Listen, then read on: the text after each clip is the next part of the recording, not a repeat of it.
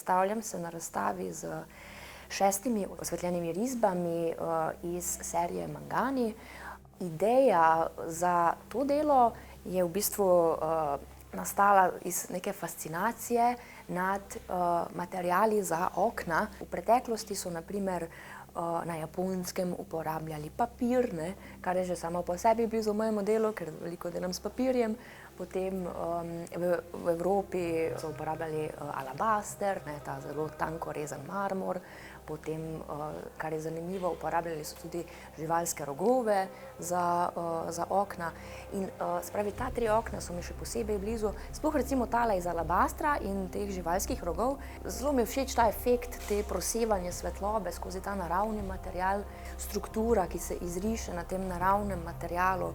Mislim, meni je to najlepši tip vitraža, lepši kot ti razni barviti, čeprav so lahko tudi seveda ti lepi. Spravi, več objektov postavim v obliko okna, s čimer v bistvu asociiram gledalca, da je to okno, in s tem, ko svetlobni objekt sije oziroma izžareva svetlobo, tudi dobi gledalec pred delom občutek, da v bistvu stoji pred oknom. Seveda podoba na tem svetlobnem objektu je pa seveda igličasto drevje, moj srednji motiv.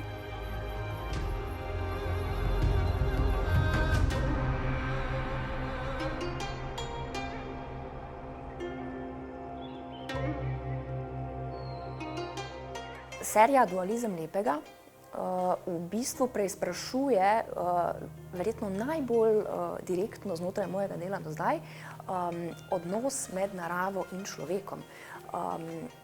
V bistvu sem ob bok znotraj dela postavila 2 tipični podobi, ki predstavljata ena drugi protipol.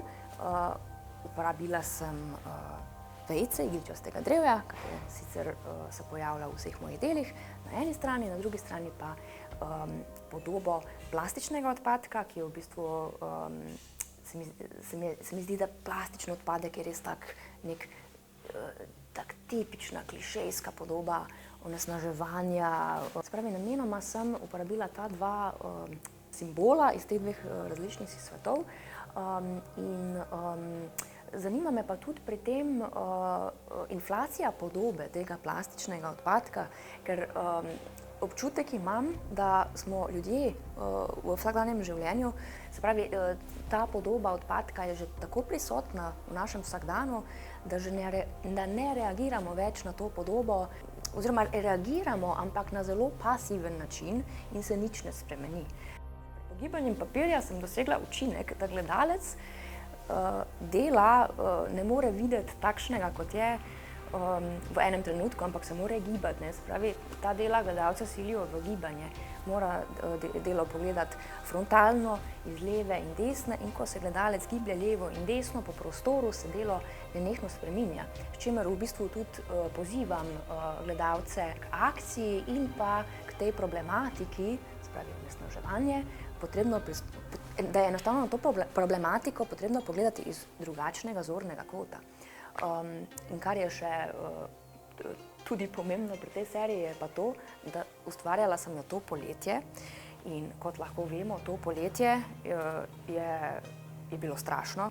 In se mi zdi, da je situacija, ki je bila okrog mene, mislim, ko sem šla v atelje in ko sem šla iz ateljeja, sem morala gledati radarsko sliko, da sem vedela, če je varno, da grem s kolesom domov ali pa v atelje. In mislim, mene je to toliko šokiralo, da smo v taki situaciji, da je to nekako še bolj, se pravi, spodbudilo delo, se vpelo v to delo, se pravi, ti občutki, da smo že, pač kam smo prišli, smo že tu, ko pač da lahko hudournik odnese.